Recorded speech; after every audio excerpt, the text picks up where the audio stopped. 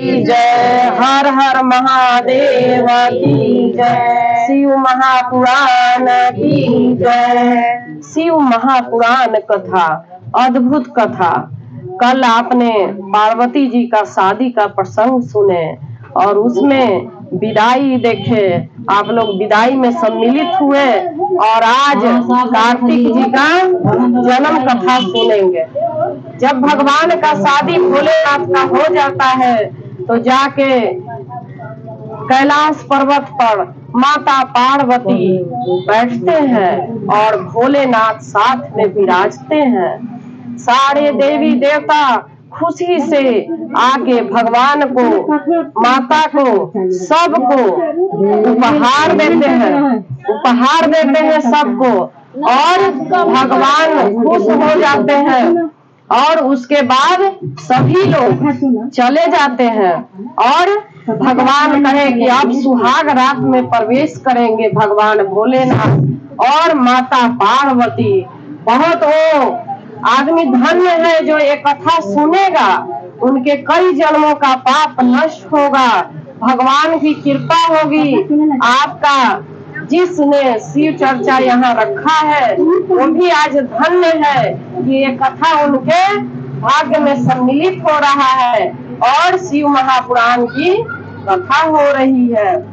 माता पिता दोनों सुहाग रात में प्रवेश करते हैं।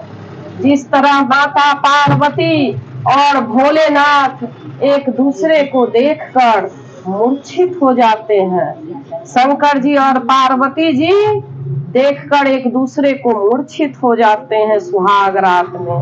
कई वर्ष बीत गए, कई साल बीत गए, 1000 वर्ष बीत गया, अभी तक न माता पार्वती निकले और न भगवान भोलेनाथ निकले कोहबर से। इधर तारकासुर राक्षस चारों तरफ तहलका मचा रखा था। कहा कि अब कैसे पुत्र होगा भगवान शंकर का जो मुझे मारेगा, वो तो अंतर्ध्यान हो चुके हैं। तब सारे देवी देवता मिलके विष्णु भगवान के पास जाते हैं और कहते हैं कि हे प्रभु निवारण करिए, निवारण करिए, इसके बिना कुछ नहीं हो सकता। तो भगवान विष्णु कहते हैं कि जाके कैलाश पे जाना पड़ेगा, प्रभु और माता कहाँ शयन कर रहे हैं। विष्णु भगवान, ब्रह्मा जी, इंद्र, कामदेव, सभी देवी देवता उनके साथ चल पड़े। कैलाश पर पहुंचते ही कह रहे हैं विष्णु जी कि हे गण, हे शिवलोक के गण, आप बहुत उदार हैं और बहुत मायावी है। हे नंदी, आप जैसा मायावी कोई नहीं है। आप इन देवता का दुर्दशा देखिए, किस तरह ये दुखी है। पृथ्वी पे हाहाकार मचा हुआ है, राक्षस इंद्रलोक ले चुका है, देवता भागे फिर रहे हैं।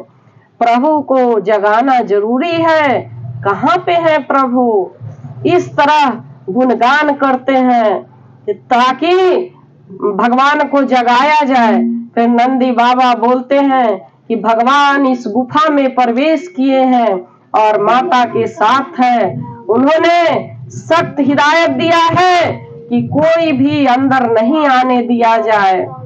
सभी देवी देवता वहीं से पुकारते हैं भोलेनाथ की कि जागिए महादेव, जागिए, पृथ्वी पे अनर्थ हो रहा है, प्रभु आप जागिए। इस तरह कई मंत्र का, महामृत्युंजय मंत्र, गायत्री मंत्र, ओम नमः शिवाय मंत्र, नमः शिवाय मंत्र, ओम संभवाय नमः, सारे देवी देवता मिलके ओमकार का जप कर रहे हैं। हर तरह से भगवान को मना रहे हैं कि हे महामृत्युंजय जागिए, हे महादेव उठिए, हे माता पार्वती जागिए। जैसे ही भोलेनाथ सबका पुकार सुनते हैं वो जाग जाते हैं। उसी समय पत्नी के साथ जो सो रहे हैं तो वीर्य होता है, वो धरती पे गिर जाता है। माता गुस्सा करती हैं कि कौन दुष्ट हमें इस जगह जगाया। और जब भोलेनाथ का वीर्य पृथ्वी पर गिरता है, उसी समय पृथ्वी जलन से तड़पने लगी कि इतना बड़ा तेज मुझसे संभाल नहीं पा रहा है। उसी समय अग्नि देवता ने उस वीर्य को धारण किए। अग्नि देवता जलने लगे, कहे कि ये वीर्य मेरे से सहन नहीं हो रहा है प्रभु, ये क्या हो गया, मैं जलने लगा। वो जाके पहाड़ पे छोड़ते हैं। पहाड़ पर वो वीर्य इतना, अब भगवान शंकर का वीर्य था और एक पुत्र का वीर्य था, कैसे सहन होगा उस तेजस्वी पुत्र का। वो पहाड़ भी जलने लगा। पहाड़ कहा कि ये वीर्य शंकर जी का मैं नहीं सहन करूंगी, मेरे से सहन नहीं हो रहा है। वो गंगा मैया में गिरा देते हैं। गंगा मैया कहते हैं कि प्रभु का वीर्य मैं नहीं सह सकता, ये मेरे अंदर धारण करने की शक्ति नहीं है। गंगा मैया वो वीर्य सरकंडा पर फेंक देते हैं लहर से। सरकंडा पर जाते ही इसी तरीके 9 महीना बीत गया, एक सुंदर बालक जन्म हो गया।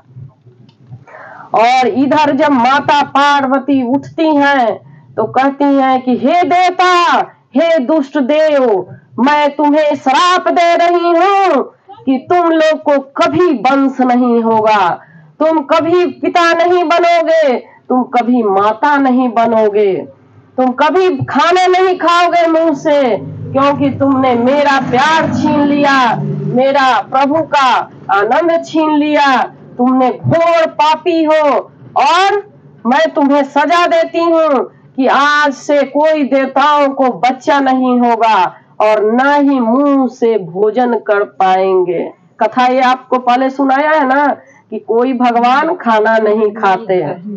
सारे देवी देवता त्राही त्राही हो गए और कहने लगे, कहते हैं सारे देवी देवता बोलते हैं कि हे प्रभु, मैं अगर भोजन नहीं करेंगे तो कैसे जीवित होंगे। सारा ब्रह्मा जी माता से कहती हैं कि हे माँ, हे जगत जननी, हम आपके बच्चे हैं, हम लोगों से भूल हो गई माँ, कृपा करिए माँ, अगर भोजन नहीं मिलेगा तो हम देवताओं कैसे जिंदा रहेंगे, हमारे को भोजन नहीं मिलेगा तो हम कैसे रहेंगे, कुछ तो करे माँ। बच्चा के बिना आदमी जी सकता है, लेकिन भोजन के बिना देवताओं कैसे जिएंगे। माता पार्वती को बहुत सारे स्तुति किया जाता है कि जागिए माँ, हम बच्चों से भूल हो गई, तारकासुर ने बहुत उत्पात मचा रखा था, इसलिए मेरे से भूल हो गई है, मुझे क्षमा करिए, क्षमा करिए, क्षमा करिए। ब्रह्मा जी, विष्णु जी, सारे देवी देवता, सारे नदियां माफी मांग रहे हैं माता पार्वती से। और माफी मांगते हुए भगवान से कहते हैं, माता से कहते हैं कि हमें माफ कर दीजिए। तब माँ तो अंतर्यामी होती है, वो प्रसन्न हो जाती हैं और माँ कहती हैं कि जाओ, अग्नि के द्वारा जो आपको भोजन मिलेगा वही आप खाओगे। आप लोग को कथा में बताया है कि अग्नि में काट के कभी मत डालिएगा, आपको पूजा का फल प्राप्त नहीं होगा। उनको जितना हो सके अग्नि के द्वारा ही भगवान को भोजन मिलता है। चढ़ाना तो एक वो है, चढ़ा हुआ भगवान, अगर भगवान खाने लगे तो कोई भगवान को देगा नहीं, चढ़ाएगा नहीं, ये सब भगवान ही खा जाते हैं। इसलिए अग्नि में कोई डालना नहीं चाहता कि अग्नि में जल जाता है, नहीं, वो भगवान खाते हैं। जिस तरह छठ व्रत होता है तो शाम में जाते हैं घाट पे तो कोई अग्नि में नहीं डालता, लेकिन उस समय भी एक केला और टिकरी अग्नि में डाल के और नमस्कार करना चाहिए सूर्य भगवान को। गंगा जी के जब पूजा करते हैं तो गंगा मैया के भी हवन करते हैं, तो गंगा मैया में दे के पूरा फल गंगा जी को अर्पण करिए और हवन करिए तो 100 से जो फल है वो हवन में डालिए, वही भगवान को आप भोजन करा रहे हैं और वही भोजन देवताओं को मिल रहा है। नहीं तो बेचारे देवता लोग ऐसे ही रहते हैं भूखे प्यासे। तो क्यों ना हवन के द्वारा भगवान को हम भोजन खिलाएं। पार्वती माता आशीर्वाद देते हैं कि हे अग्नि, तुम सर्वभक्षी बनो, तुम बहुत दुष्ट हो, सर्वभक्षी बनो। इसलिए अग्नि में गंदे सामान भी लोग जलाते हैं, आग लगा देते हैं ना, तो उनको वही श्राप मिला है कि अग्नि हर तरह से। लेकिन देवता को भोजन, जिस तरह पूजा पाठ होगा वहां पे आपको जो अग्नि में दे के हवन दिया जाएगा वही आपका भोजन होगा। सब देवताओं का वही भोजन है। इसलिए जो ज्ञानी पुरुष हैं या ज्ञानी जो महिलाएं हैं वो आकर कहते हैं कि जाके जब भी कुछ करेंगे ना, शिव चर्चा हो या शिव वो है, हवन है, पूजा पाठ है, तो जाके बताते हैं कि आप हवन करिए और हवन में प्रसाद प्रभु को भेंट करिए, वही आपका प्रसाद माना जाता है। इसलिए जब भी हवन करते हैं तो पूरा फल भगवान को अर्पण करिए और श्रद्धा से, जिस तरह से पुत्र को आप खिलाते हैं, जिस तरह से बेटा को खिलाते हैं ना प्यार से, उसी तरह अग्नि में प्यार से डालिए, हवन में स्वाहा करके डालिए, तो आपको अग्नि देवता भी प्रसाद खाएंगे और उसी तरीके से आशीर्वाद देंगे। लेकिन कहती है माँ कि आज तो मैं आपको आशीर्वाद दे दिया, लेकिन मेरा पुत्र कहाँ है, मेरा प्रभु का वीर्य कहाँ गया, कहाँ गिरा, मेरा पुत्र कहाँ है। इस तरीके से माँ अपने पुत्र को खोज रही है कि मेरा पुत्र हुआ होगा ना, वो कहाँ है। मैं तो गर्भ धारण नहीं कर पाई आप दुष्टों के कारण, लेकिन मेरा पुत्र जन्म लिया, कहाँ गया। सारे देवता खोजने में लग जाते हैं कि कहाँ गए कहाँ गए। तब अग्नि देवता कहते हैं कि हमने लिया था, लेकिन माँ मेरे से सहन नहीं हुआ।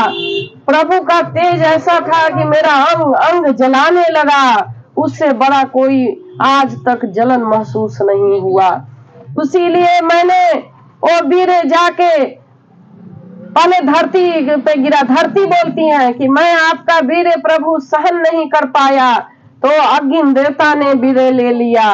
वीर जब अग्नि देवता को सहन नहीं हुआ तो पहाड़ पे जाके छोड़ दिए। पहाड़ कहता है कि मैं जलने लगा प्रभु का वीर से, इसलिए मैं गंगा जी में डाल दिया। और गंगा मैया बोलती है कि हम प्रभु के वीर से इतना जलन हो गया, तरफ इतनी हो गई कि मैंने वो सरकंडे पर फेंक दिया था। उसके बाद मैं नहीं जानती कि क्या हुआ। सभी को आशीर्वाद देते हैं कि मेरा तो पुत्र सही सलामत ही होगा। जब सरकंडा पर एक सुंदर 9 महीने का पुत्र खेल रहा है, वहां से वशिष्ठ ऋषि जा रहे हैं। वशिष्ठ ऋषि जा रहे हैं तो कह रहे हैं वशिष्ठ ऋषि कि ये कौन सा तेजस्वी बालक है। तो बालक बोलता है कि मैं शिव पुत्र कार्तिकेय हूँ, मेरा नाम आगे कार्तिक होगा। आप मेरे को गुरु संस्कार दीजिए, मैं आपको गुरु ग्रहण करना चाहता हूँ।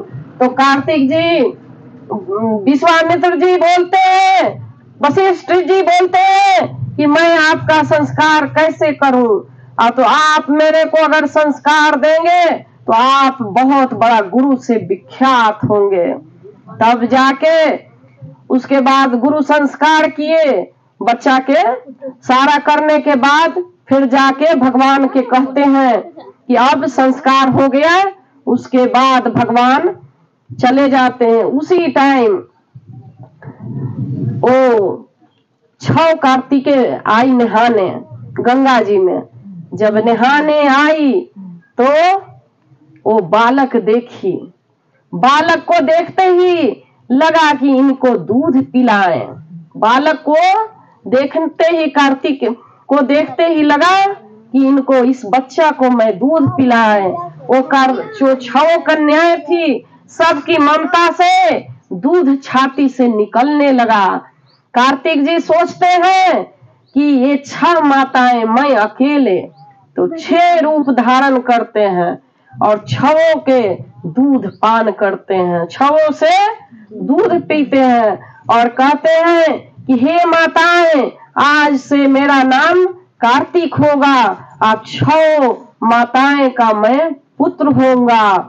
और इसी तरीके कार्तिक जी को लेके कार्तिक लोक में चले गए। वो जो कृतिका थी 6 वो लेके कार्तिक लोक में चली गई और वहां जाके वो लालन पालन करने लगी। युद्ध में कौशल, सभी जगह लड़ने में कौशल, हर जगह निपुण बनाए, ऐसी ऐसी विद्या सिखाए, क्योंकि भोलेनाथ के पुत्र थे। उनको सीखने में थोड़ा सा भी कठिनाई नहीं हुआ।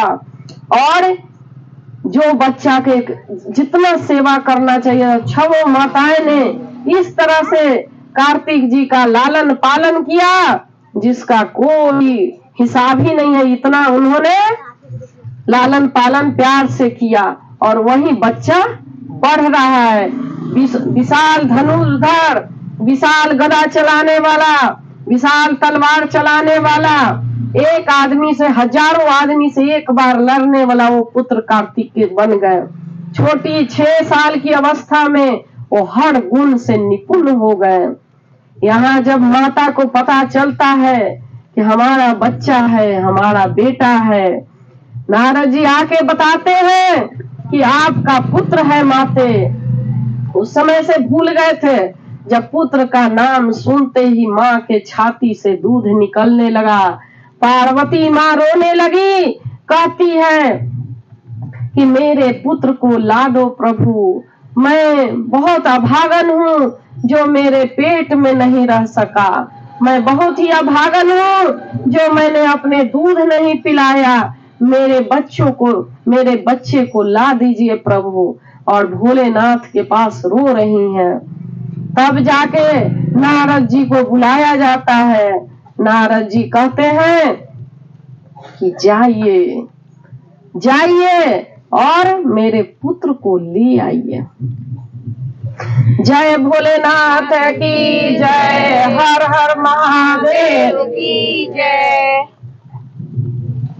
नमः शिवाय, ओम नमः शिवाय, ओम नमः शिवाय, ओम नमः शिवाय, ओम नमः शिवाय, ओम नमः शिवाय, ओम नमः शिवाय, ओम नमः शिवाय, ओम नमः शिवाय, ओम नमः शिवाय, ओम नमः शिवाय, ओम नमः शिवाय, ओम नमः शिवाय, ओम नमः शिवाय, ओम नमः शिवाय, ओम नमः शिवाय।